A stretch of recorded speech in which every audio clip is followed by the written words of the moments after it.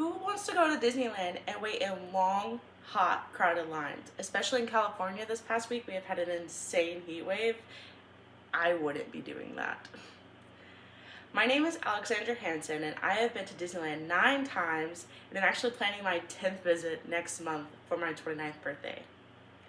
Today, I'm going to tell you how to use the new Lightning Lane multi-pass system at Disneyland by teaching you how to first make a reservation, second, when to redeem and book a new reservation, and how to stack all those reservations. First, let's start with how to make your Lightning Lane reservation. The first thing to note is you cannot make reservations until you enter the park. So not a week before, not in your hotel room, when you enter the park. Once you enter the park, open up your app on your phone and use the tip board and see wait times for all attractions, and then see the recommended Lightning Lane for those attractions. When you see the attraction you want to book, go ahead and click the Lightning Lane button and then continue to confirm your selection. One thing to note here too that is really important is you can only book a single Lightning Lane per attraction per day. So you can't book the same attraction twice for your Lightning Lane. Once your reservation has been booked, we're now going to use it. So when your time to ride comes up, so whatever time you selected, you're going to go to that attraction.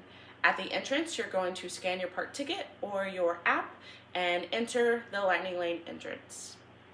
While going through the queue to get to the front of the ride, you can book another Lightning Lane for a different attraction. So as soon as you scan it and use it, pull up the phone, go in there and book another. But pro tip, if once you enter the park, let's say at 8 a.m. and you book a Lightning Lane for 9 a.m., so that's less than 2 hours away. So if you book an attraction less than 2 hours away, you can actually book another that's only after 1 hour after making that current reservation. Usually it's 2 hours.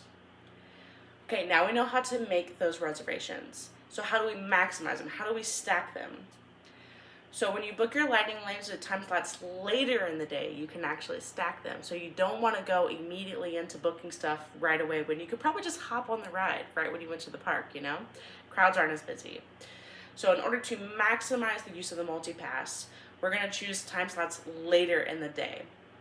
So if your chosen attraction window is more than 2 hours away, there's that 2 hour rule, you can book another Lightning Lane 2 hours after booking your original. So let's say you enter at 8 and you make a reservation for 2.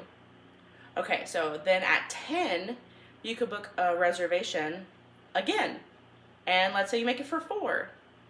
Well, if that window is over 2 hours away, which 4 is definitely 2 hours away from 10, more than 2 hours away from 10, you're then going to book another one at like noon. So you may want at 8, may want at 10, may want at 2.